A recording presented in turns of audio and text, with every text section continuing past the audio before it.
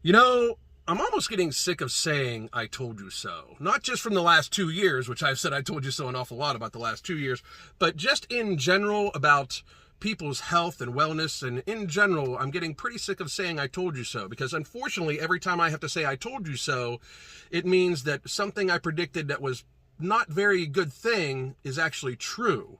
And I wish, many times I wish that I've been wrong about things. I hope many of you understand that. Many of you that have gotten upset with me over the last 2 years or even 4 years because of things I've said about obesity or what's happened over the last 2 years, I wish I've been wrong about a lot of these things, just so you know. Even though I've been able to say I told you so, and unfortunately we'll be able to keep saying I told you so. But anyway, in another I told you so that is absolutely tragic, I was sent an article yesterday that states that 28% of people 12 through 19 have pre-diabetes. 28 fucking percent. That is an enormously scary number if you understand what it means. That means that people ages 12 through 19 are 28% pre-diabetic, which means they will eventually become diabetic unless some sort of lifestyle change happens for them.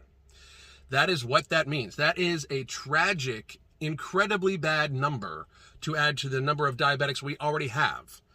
And then when you actually read the data and you realize that that is from 2018, you realize how scary, how terrifying, how horrific that actually is. Because if we were to take that data right now, I think 28% would be a small, very small number compared to what it would probably actually be. After the last 2 years of fattening everybody, telling this entire age bracket to not exercise, demonizing exercise and fitness oftentimes, literally pushing fast food, pizza, sugary drinks on this generation, rewarding people for getting therapies with donuts. When we look at what we've done in the last 2 years and then put that as a magnifying glass over 28% of people 12 through 19 in 2018 being pre-diabetic, the magnification of it should terrify people. The wave of chronic illness and disease that is coming from statistics like this, if you could wrap your head around it, is unbelievable. It is like biblical plague type illness coming, people.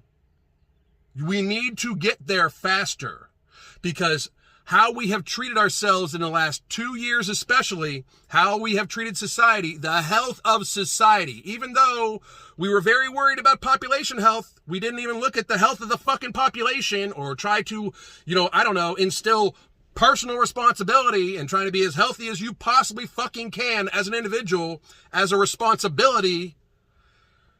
We have instead gotten less healthy as people. People have gotten fatter, lazier, they move less, they're more stressed. Mental disease and disorder, depression is at an all-time high, which also leads to very poor life choices, which then leads to these chronic illnesses such as prediabetes, diabetes, cardiovascular disease. We have got to enter reality that this is not sustainable. Our lifestyle is killing us as a country, as a people, as a species. It is your responsibility for you to try to lead as happy and healthy of a life as possible, so therefore you are not a burden upon people. Once you enter the diabetes range, recovery is very hard. You are a slave to medication and slave to that disease. If you want to be free as people, you should want to be free of the pharmaceutical industry, free of the healthcare industry. You should want to lead as happy and healthy a life as possible without healthcare or pharmaceutical mitigation as much as possible. That way you are a free person. This type of ill health of a huge younger generation age bracket being 28% pre-diabetic is a showing of failure of public policy and failure of society, get alone what it would be now, what it would actually show as now. It is failure. We have failed this generation. We need to help them realize they need to take it upon themselves now to fix this shit.